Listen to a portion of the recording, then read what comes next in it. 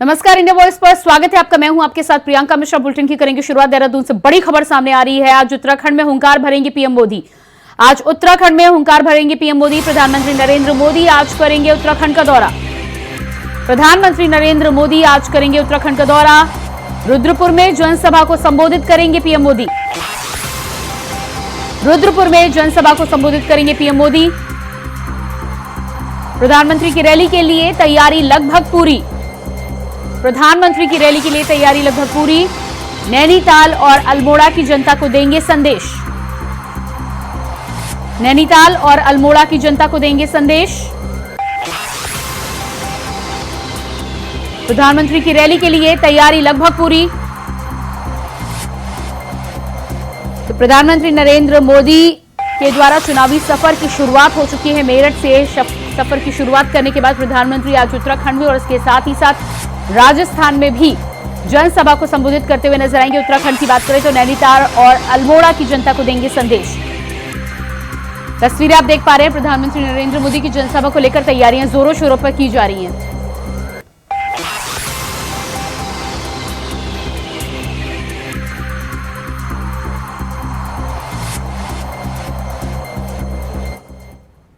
चुनाव को लेकर आज प्रधानमंत्री नरेंद्र मोदी का उत्तराखंड का दौरा होने जा रहा है। आज प्रधानमंत्री नरेंद्र मोदी उत्तराखंड में रुद्रपुर में आ रहे हैं, जहां पर मोदी मैदान जो रुद्रपुर के बीच बहुत एरिया में है, बीचों बीच केंद्र में है।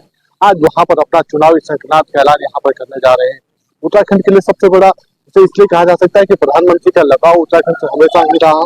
ऐसे में जब भी प्रधानमंत्री यहाँ पर आते हैं तो उत्तराखंड की जो जनता है उनका प्यार इससे प्रधानमंत्री के प्रति और आगाज यहाँ पर बढ़ने लगता है। आज इसी का लाभ बीजेपी यहाँ पर इस चुनाव में लेना चाहती है।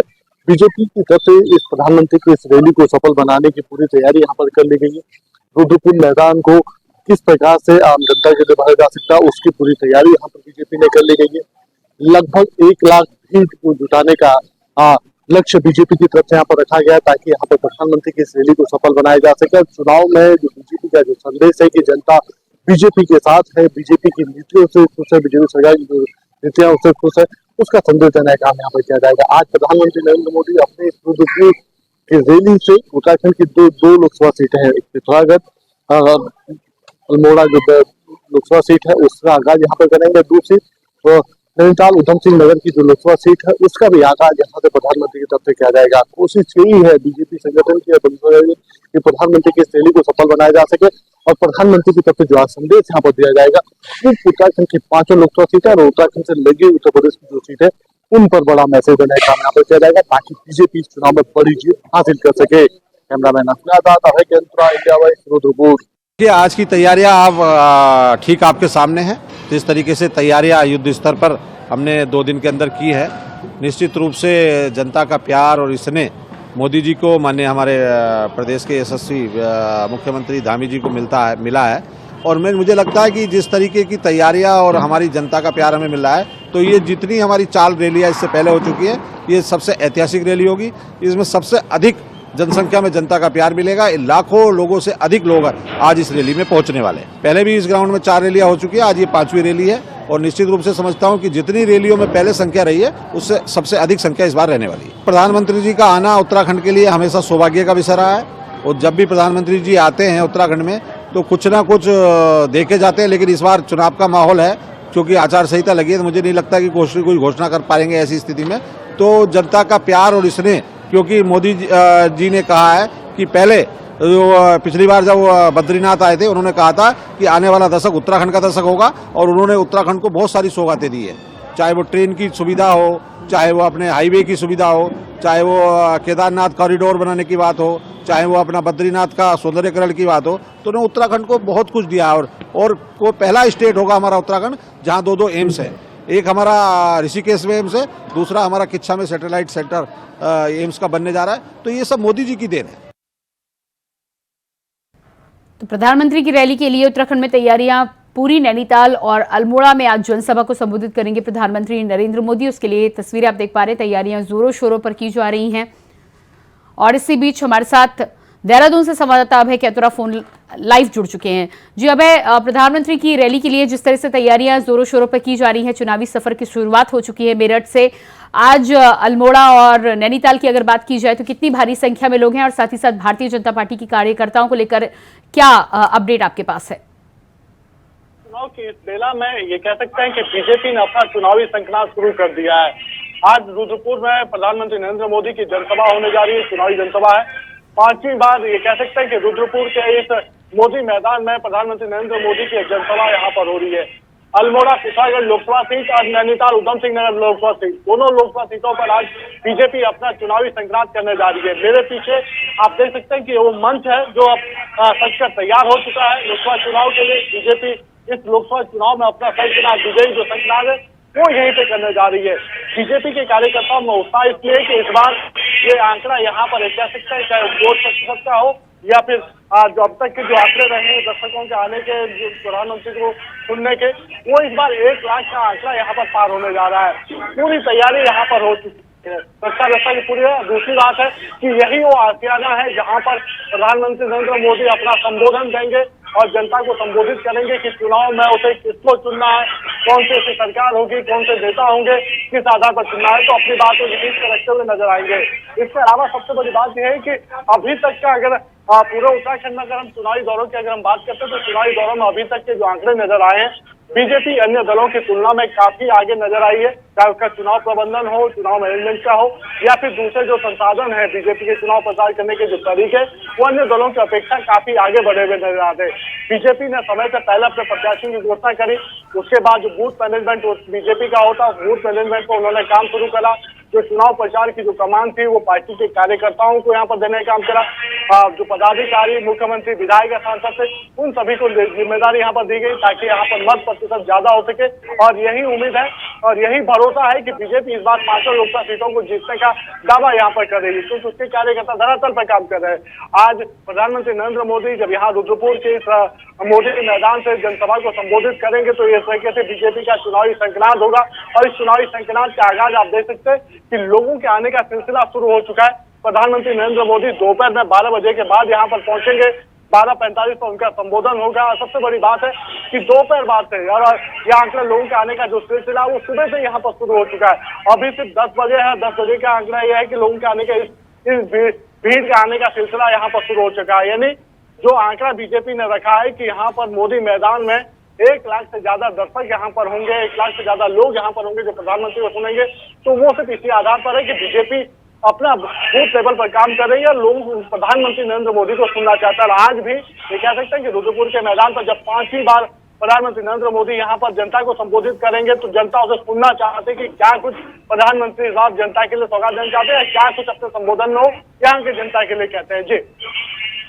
जी बिल्कुल अभय, तो जिस तरह से आपने तस्वीरें दिखाई, 1 लाख से ज्यादा लोगों को शामिल होने की उम्मीद जताई जा रही है। भारतीय जनता पार्टी के कार्यकर्ताओं को लेकर जिस तरह से भारतीय जनता पार्टी का आला कमान भी हमेशा यही कहता है कि बीजेपी चुनाव नेता की वजह से नहीं बल्कि कार्यकर्ताओं की वजह से जीतती है। तो कार्यकर्ताओं में कितना उत्साह है और जिस तरह की मेहनत करते हुए नजर आ रहे हैं उसको लेकर क्या कहना है आपका? बीजेपी का हर कार्यकर्ता इस समय उत्साहित नजर आ रहा है। बीजेपी का कार्यकर्ता इस समय अपने नेता प्रति आश्वस्त, खासतौर पर प्रधानमंत्री का जो आकर्षण है वो आकर्षण कार्यकर्ताओं में और ज्यादा बढ़ता हुआ नजर आ रहा है। सिर्फ ये कह सकते हैं कि पूरा चुनाव मोदी के नाम पर यहाँ पर लड़ने का काम हो रहा है। अगर जनता से पूछा जाए कि उनका सांसद कौन है तो लगभग 10% जनता अब भी ऐसी है इस क्षेत्र की जो अपने सांसद को नहीं जानती है, सांसद के नाम को नहीं जानते, लेकिन उन्हें पता है कि सिर्फ वोट मोदी के नाम पर देना है क्योंकि मोदी देश का विकास कर रहे हैं, मोदी को सुनना चाहते हैं, मोदी को पसंद करते हैं। और यही वजह है कि इस बार जनता खासी उत्साहित नजर आ रही है। प्रधानमंत्री नरेंद्र मोदी के नाम पर इस चुनाव को लड़ने का काम कर रही है, वोट देने का काम कर रही है। और आज ये कह सकते हैं कि जब प्रधानमंत्री यहाँ पर आएंगे तो लोग सुनना चाहते हैं कि क्या कुछ एक बार फिर प्रधानमंत्री या कुमाऊनी भाषा में इंसान लोगों को क्या कुछ संबोधित करेंगे ताकि जनता एक बार फिर लामबंद हो सके। जी बिल्कुल अभय, आप नजर बनाए रखिए, जैसे ही कोई अपडेट होगा आपके पास वापस लौट कर आएंगे। फिलहाल जानकारी के लिए बहुत बहुत शुक्रिया आपका। और इसी बीच आइए आपको सीधे लिए चलते हैं दिल्ली, जहां पर आम आदमी पार्टी की आतिशी इस समय प्रेस कॉन्फ्रेंस कर रही हैं। सभी मीडिया के साथियों से देश भर के लोगों को ये बताना चाहती हूं कि भारतीय जनता पार्टी ने मेरे एक बहुत व्यक्तिगत करीबी व्यक्ति के माध्यम से मुझे भारतीय जनता पार्टी ज्वाइन करने के लिए अप्रोच किया। मुझे ये कहा गया कि या तो मैं भारतीय जनता पार्टी ज्वाइन कर लूं, अपना पॉलिटिकल करियर बचा लूं, अपना पॉलिटिकल करियर बढ़ा लूं, और अगर भारतीय जनता पार्टी नहीं ज्वाइन करी तो आने वाले 1 महीने में ईडी द्वारा मुझे गिरफ्तार कर लिया जाएगा। ये एक मेरे बहुत करीबी व्यक्ति के माध्यम से मुझे बताया गया। उन्होंने कहा कि प्रधानमंत्री नरेंद्र मोदी जी और भारतीय जनता पार्टी ने अपना मन बना लिया है कि आम आदमी पार्टी को और उसके सभी नेताओं को अब वो कुचलना चाहते हैं, खत्म करना चाहते हैं। पहले उन्होंने आम आदमी पार्टी के सारे शीर्ष नेतृत्व को अरेस्ट करके जेल में डाल दिया। पहले सत्येंद्र जैन जी की गिरफ्तारी हुई, फिर मनीष सिसोदिया जी की गिरफ्तारी हुई, फिर संजय सिंह जी की गिरफ्तारी हुई, और अब दिल्ली के मुख्यमंत्री अरविंद केजरीवाल जी को भी गिरफ्तार कर लिया गया है। अब भारतीय जनता पार्टी का ये इरादा है कि आने वाले 2 महीने में लोकसभा चुनाव से पहले वो आम आदमी पार्टी के 4 और नेताओं को गिरफ्तार करने वाले हैं। वो मुझे गिरफ्तार करेंगे, वो सौरभ भारद्वाज को गिरफ्तार करेंगे, वो दुर्गेश पाठक को गिरफ्तार करेंगे, और वो राघव चड्ढा को गिरफ्तार करेंगे। भारतीय जनता पार्टी ने ये उम्मीद करी थी कि अरविंद केजरीवाल जी की गिरफ्तारी के बाद आम आदमी पार्टी बिखर जाएगी, आम आदमी पार्टी टूट जाएगी, आम आदमी पार्टी का मोरल डाउन हो जाएगा, क्योंकि आम आदमी पार्टी का अब सारी सीनियर लीडरशिप जेल में है, हिरासत में है।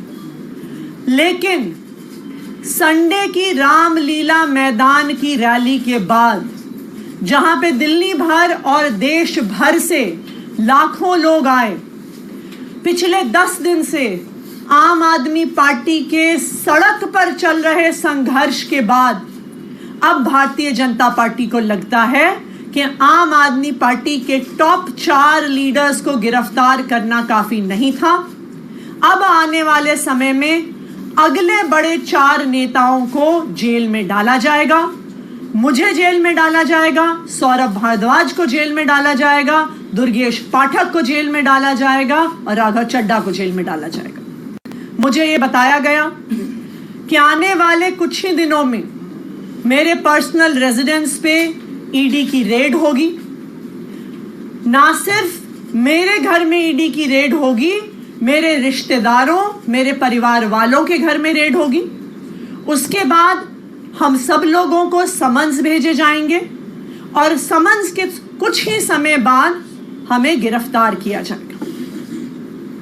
मैं आज इस मंच के माध्यम से, आप सभी के चैनल्स के माध्यम से भारतीय जनता पार्टी को ये बताना चाहती हूं कि हम आपकी धमकियों से डरने वाले नहीं हैं।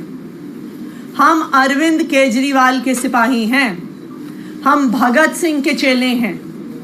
जब तक आम आदमी पार्टी के हर नेता, हर विधायक, हर कार्यकर्ता में आखिरी सांस तक बची है, तो हम अरविंद केजरीवाल जी के नेतृत्व में इस देश को बचाने के लिए, इस देश के संविधान को बचाने के लिए, इस देश के लोगों को एक बेहतर जिंदगी देने के लिए काम करते रहेंगे। आप चाहे एक एक आदमी को उठा के जेल में डाल दो, आप चाहे एक एक विधायक को उठा के जेल में डाल दो, आप चाहे एक एक कार्यकर्ता को उठा के जेल में डालो, आप हर व्यक्ति जिसको आप जेल में डालोगे उसकी जगह 10 और लोग अरविंद केजरीवाल जी की इस लड़ाई को लड़ने के लिए सामने आएंगे और आपको हरा के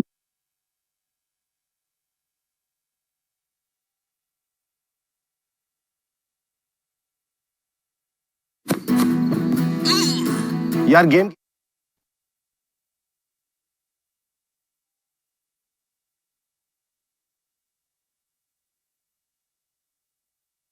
साथ ही साथ उन्होंने इस बात का भी खुलासा किया है कि भारतीय जनता पार्टी ज्वाइन करने के लिए उनके किसी करीबी के द्वारा उन तक ऑफर पहुंचाया गया है और इस बात की धमकी देने का प्रयास किया गया है कि अगर अपना पॉलिटिकल करियर बचाना चाहती हैं तो भारतीय जनता पार्टी में शामिल हो जाएं, जिसको लेकर आतिशी का साफ कहना है कि किसी भी तरह के वार से घबराने वाली नहीं है आतिशी और आम आदमी पार्टी। आतिशी ने किया बड़ा दावा। तो दिल्ली में आतिशी की प्रेस कॉन्फ्रेंस के बाद हुआ बड़ा खुलासा, मुझे बीजेपी में शामिल होने का मिला ऑफर।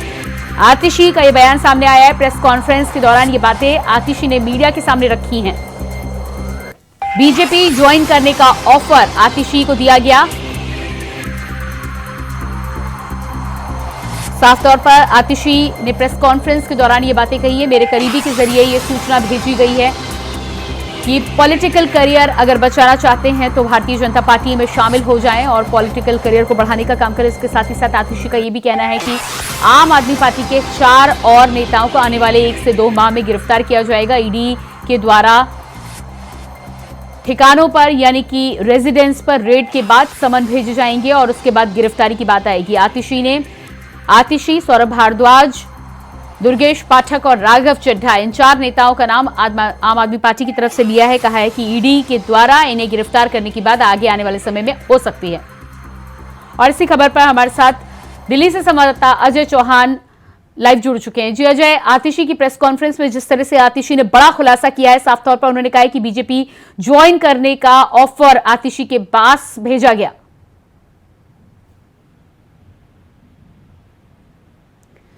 जी अजय, क्या मेरी आवाज अब तक पहुंच पा रही है?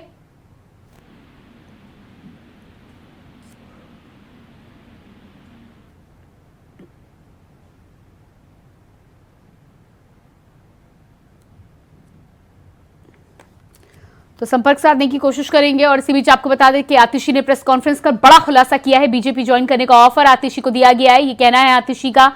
साथ ही साथ इस बात का भी खुलासा किया है कि ईडी के द्वारा आने वाले समय में आम आदमी पार्टी के नेताओं को और परेशान करने का काम किया जा सकता है। और इसी खबर पर हमारे साथ एक बार फिर से दिल्ली से अजय जुड़ चुके हैं। जी अजय, आतिशी के द्वारा जिस तरह से प्रेस कॉन्फ्रेंस की गई है और उनका कहना है कि बीजेपी ज्वाइन करने का ऑफर एक करीबी के द्वारा उन्हें दिया गया है।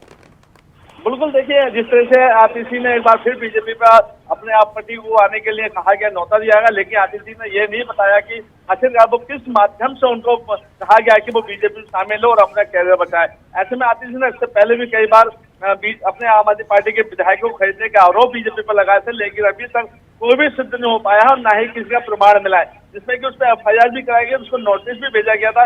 आखिरकार जो आप 7 विधायक और 10 विधायक और 25 विधायक खरीदने की बात करते थे, वो कौन है, लेकिन उसके अभी तक कोई सामने नहीं आया। लेकिन वही कल जिस तरह से अरविंद केजरीवाल की जब 15 दिन की रिमांड जेल भेजा गया तो उसके बाद उनका नाम, सौरभ भारद्वाज का और आतिशी का नाम सामने आया कि आखिरकार जो भी रिपोर्ट करते हैं, विजय नायर जो रिपोर्ट करता था वो मुझे नहीं करता था, इनको रिपोर्ट करता था। तो ऐसे में आतिशी का प्रेस कॉन्फ्रेंस करना और बीजेपी पर आरोप लगाना आखिरकार कितना सच है, ये तो अब जांच का विषय है। आखिरकार आतिशी ऐसे समय पे बयानबाजी कर रही है जिस समय अरविंद केजरीवाल जेल में है और उनका जब नाम कल खुलकर सामने आया कि मेरे से रिपोर्ट नहीं होती थी, ये लोग जानते थे, इनके बाद रिपोर्ट होती थी। जब इसको हो सकता है संज्ञान में ईडी इनको नोटिस भेजे और इनसे भी जांच करे, तो कहीं ना कहीं हो सकता है कि कहीं मामला जो संगीन होता आ रहा है। और साफ साफ कल भी प्रेस कॉन्फ्रेंस की थी और इनके ही नेता ने कहा था कि आतिशी और सौरभ भारद्वाज का नाम तो आज से नहीं, 1.5 साल पहले और 1.5 महीने पहले से लगातार उसमें नाम आ रहा था। आखिरकार जब अरविंद केजरीवाल जेल गए उसी समय नाम क्यों आया? लेकिन ये साफ कहना है कि बीजेपी किसी भी तरह से आम आदमी पार्टी के जो नेता है, जो मंत्री है, उनको जेल में डालना चाहते हैं, क्योंकि अरविंद केजरीवाल के अकेले जाने से काम नहीं चलेगा। कई आरोप लगाए हैं, अब देखना यह होगा कि आतिशी के बयान में सच्चाई कितनी है। जी बिल्कुल, तो जिस तरह से आतिशी के द्वारा इस बात का दावा किया गया है, साथ ही साथ ये भी दावा किया गया है कि आने वाले समय में आम आदमी पार्टी के 4 और नेताओं को ईडी के द्वारा समन भेजे जा सकते हैं। बिल्कुल, देखिए आम आदमी पार्टी के जो अगर बात करें, अरविंद केजरीवाल ने पहले ही कहा था मेरे यहाँ पर कितने मंत्री आते हैं, ढेरों मंत्री आते हैं, क्या बात करते हैं, किस बात नहीं करते, मुझे कुछ पता नहीं होता है। ऐसे में सवाल हुआ कि कोर्ट में ऐसे बयान देने बाद और संज्ञान लिया गया, आखिरकार कौन नहीं किया जाता था, क्योंकि बिना मुख्यमंत्री की परमिशन के कोई भी मंत्री हो या विधायक हो और CM के घर नहीं जा पाता है। तो ऐसे में जो खुलासा हुआ, अब देखना ये होगा कि जो 4 नाम सामने आया, दुर्गेश पाठक का नाम पहले भी आया था, राघव चड्ढा का भी नाम सामने आ रहा था, सौरभ भारद्वाज और आतिशी का भी लगातार जो आम आदमी पार्टी के जितने भी नेता शराब नीति घोटाले में जो मामला सामने आ रहा है, जो चार्जशीट तैयार की जा रही थी, जो उनका रोड मैप था, जो तैयारी करते थे कहाँ से, क्योंकि दिल्ली से लेकर सीधा साउथ तक, तो ऐसे में कहीं ना कहीं आम आदमी पार्टी की जो मुश्किल है वो लगातार बढ़ती जा रही है, क्योंकि आम आदमी पार्टी का ही जो मान चेहरा है वो बनाया गया है, लेकिन आखिरकार विजय नायर ने इनका ही क्यों रिपोर्ट करता है, क्यों अरविंद केजरीवाल ने जाते समय इनका नाम लिया, ये एक सबसे बड़ा सवाल बनता है। जी बिल्कुल अजय, इस तमाम जानकारी के लिए बहुत शुक्रिया आपका। और इसके बाद बात करेंगे अगली खबर की। राजस्थान में चुनावी शंखनाद, चुनाव के लिहाज से राजस्थान में पीएम मोदी की पहली जनसभा। कोटपुतली में पीएम मोदी करेंगे जनसभा। अलवर और भरतपुर तक असर करने की कोशिश, गुर्जर और यादव को साधने की भी कोशिश। तो प्रधानमंत्री नरेंद्र मोदी आज उत्तराखंड के बाद राजस्थान के कोटपुतली में भी जनसभा को करेंगे संबोधित। उसके लिए चुनावी तैयारियां लगातार राजस्थान में की जा रही हैं। तस्वीरें आप देख पा रहे हैं। चुनाव के लिहाज से प्रधानमंत्री नरेंद्र मोदी की इस रैली को बेहद अहम माना जा रहा है, क्योंकि माना जा रहा है कि अलवर और भरतपुर तक इस रैली का असर आने वाले समय में होगा। गुर्जर और यादव को साधने की कोशिश की जा रही है। तो तस्वीरें तैयारियों को लेकर निकलकर सामने आ रही हैं। प्रधानमंत्री नरेंद्र मोदी की रैली को लेकर जोरों शोरों से तैयारी की जा रही है। राजस्थान की कोटपुतली में आज जनसभा को संबोधित करेंगे पीएम मोदी।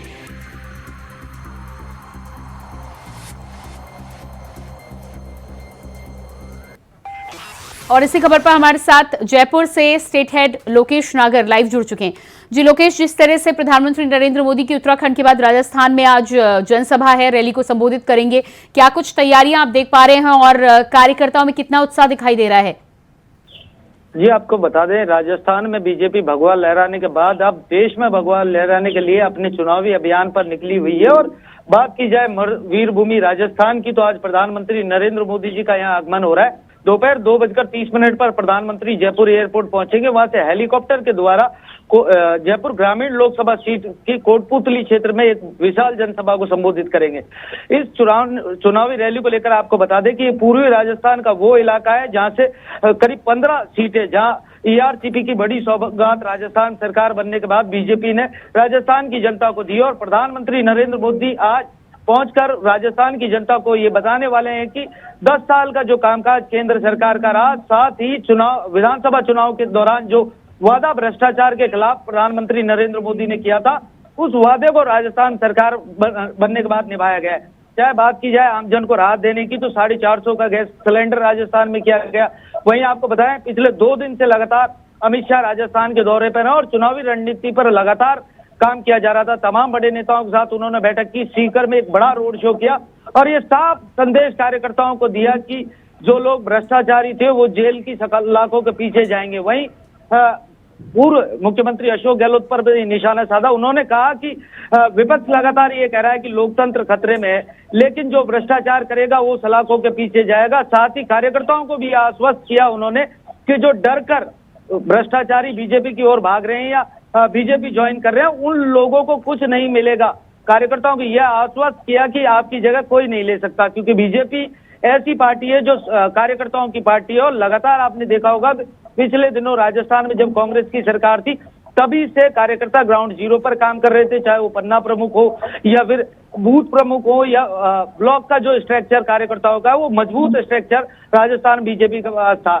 इस बार कांग्रेस की ओर से दावा किया गया था कि करीब 5 से 6 लोकसभा सीटों पर कांग्रेस जीत हासिल करेगी। वो सीटें थी जो सचिन पायलट और कांग्रेस के कई बड़े नेताओं के प्रभाव वाली सीटें थी। ये भी कहा जा रहा था कि कांग्रेस के कई बड़े नेता चुनाव लड़ेंगे, अशोक गहलोत खुद चुनावी मैदान में होंगे, सचिन पायलट होंगे। लेकिन अब स्थिति स्पष्ट हो चुकी है कि बड़े नेता चुनावी मैदान में नहीं उतरे हैं।